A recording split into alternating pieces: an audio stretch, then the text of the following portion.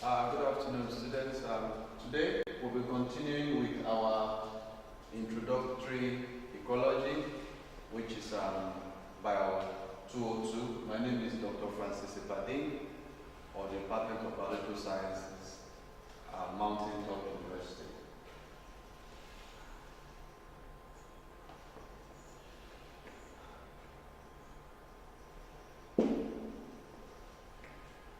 Today we'll be continuing with the topic impact of population growth on the biosphere. The biosphere is regarded as the part of the earth that can sustain life. The biosphere could be the air, the water, and the land. Could be the atmosphere or the aquatic environment around us, or the solid mass of land on which we are even standing. Population growth goes along with growth of towns and cities. That is, as population is increasing, it affects the various towns and cities on which the various human beings or people live. This is referred to as urbanization. Urbanization is caused by the presence of social amenities like electricity, good roads, medical facilities, pipe-borne water, availability of industries, high-quality goods, and employment. What I'm saying there is that when you have such in a location, it is capable of drawing more population to that city or town or village where these amenities are located.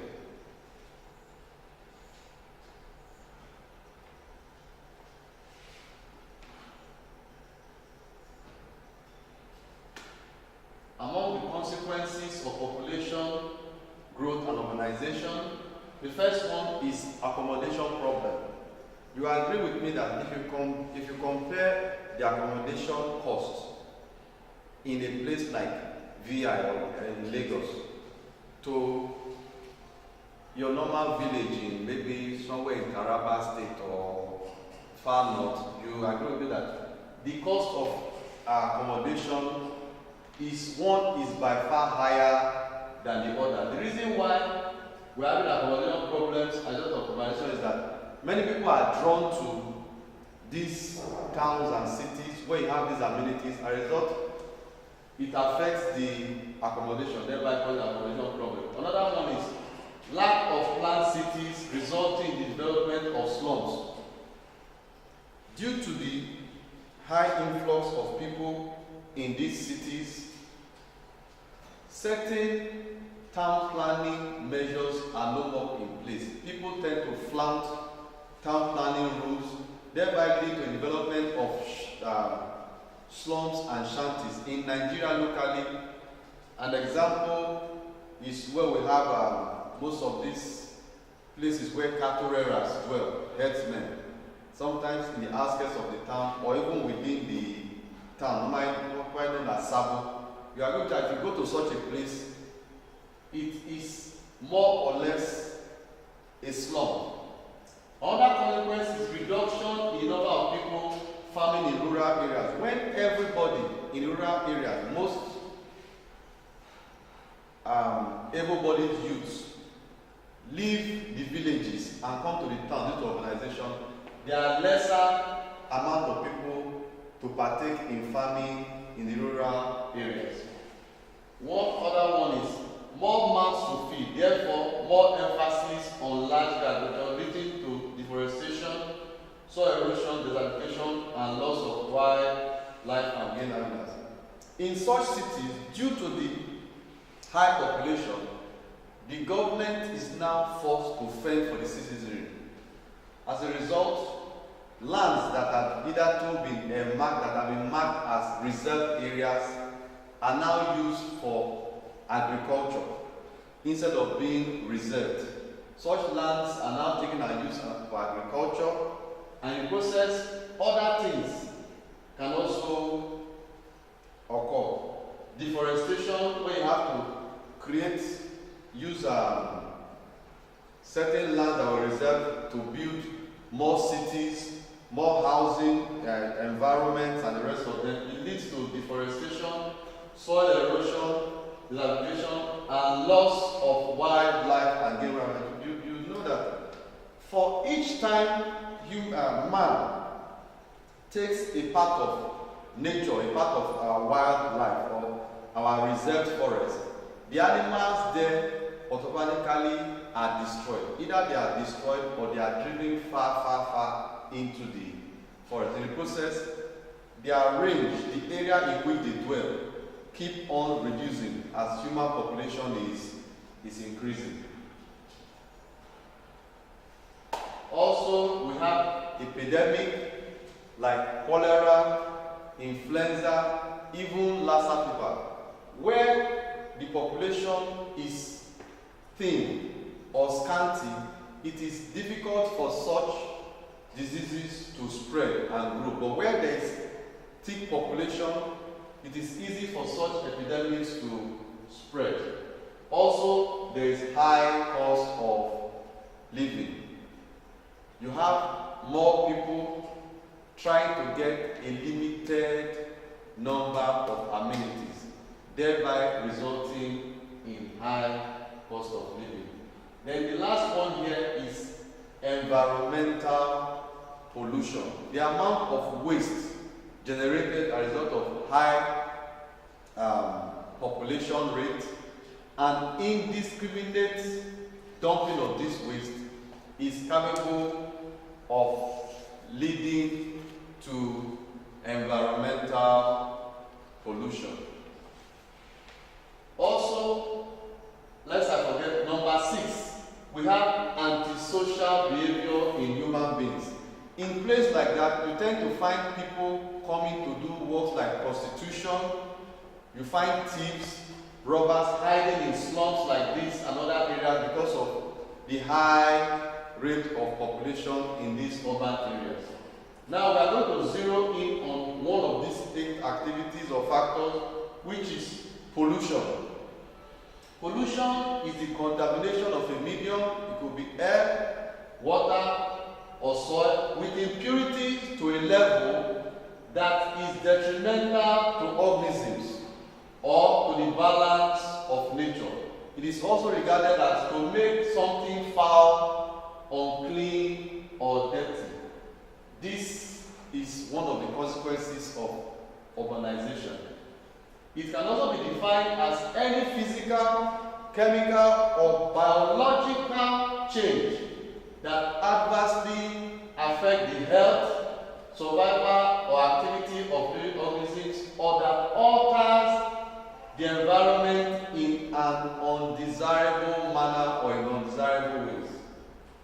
What are pollutants? Pollution is caused by the presence of pollutants in a medium. It could be land, it could be, for example, if you go to an auto mechanic workshop, an area where you see a lot of auto mechanics, one of the major pollutants you see there is the presence of grease or oil from these vehicle, engine oil and so on. So pollutants are contaminants that adversely alter the physical, chemical, or biological properties of the environment. If you, from these terms, we are familiar with them from our Bio 101, which is General Biology 1. We've done that last year. The term also includes, that is pollutants, includes nutrients. Nutrients could be fertilizer we use in our farms.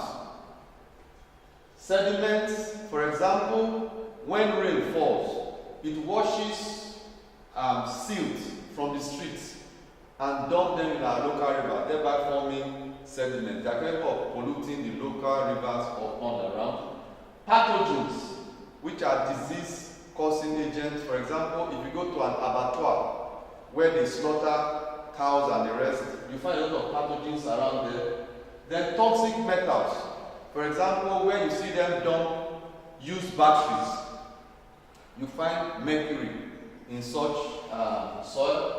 Carcinogens, these are cancer-causing things that cause cancer, also released into the environment. Then oxygen demanding materials and all other harmful. So oxygen demanding materials are materials that when they, for example, they are washed into a water body, naturally the microorganisms in the water body will degrade them. But in the process of degrading them, it will have to use up the oxygen in the water body to degrade such pollutants. In the process, thereby depriving the natural organisms that live in that water body of the oxygen they deserve to live. This is a pictorial example of air pollution and water pollution. Those of us that live in Lagos, Nigeria, are very much familiar with these two scenes. This is our land where people dump refuse indiscriminately on land without treating them. This is land pollution.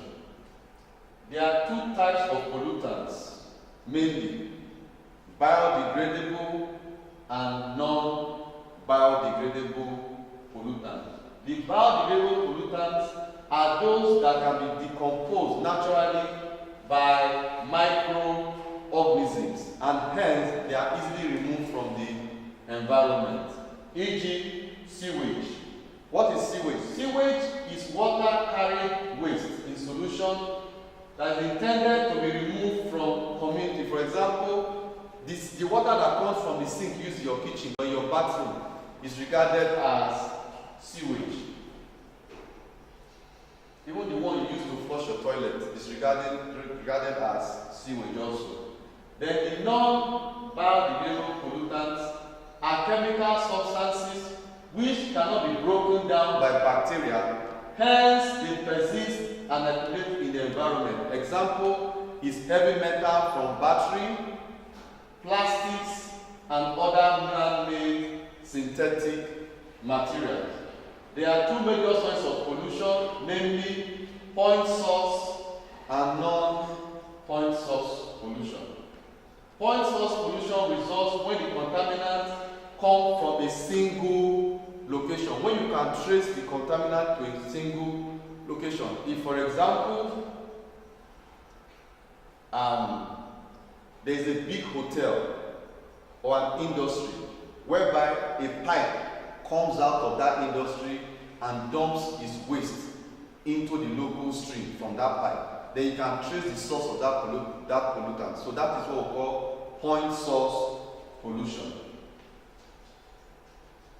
Example of point source pollution in the air, we have them in the air, in water, and the soil. In the air, we have them from factories.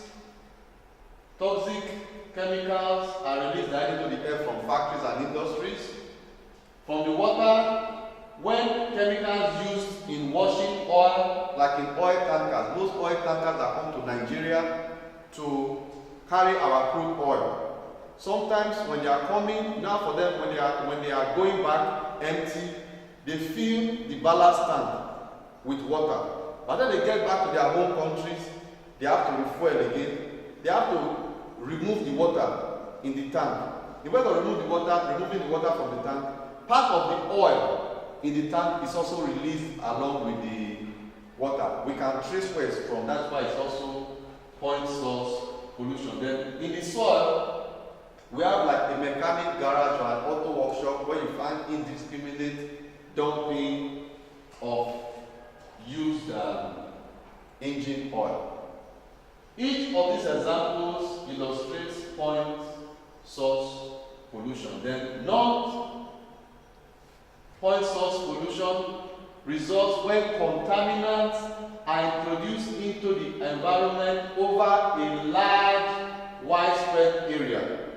Example of air is if you go along a major express road in Nigeria, there are thousands of vehicles passing, each of them releasing gaseous emission into the air. You cannot trace where a particular gaseous emission is coming from because the vehicles are so many. So that is non-point source pollution.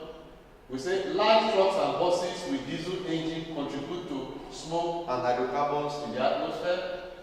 Burning of fuel with high sulfur content also produce sulfur dioxide, which enters there. An example is the use of diesel generator in most homes in Nigeria. By our next class, we'll continue with this topic, but before the next class, I want you to give me examples of points and point sources and non-point sources of pollutants you know in your immediate environment. Thank you very much. Good afternoon, students.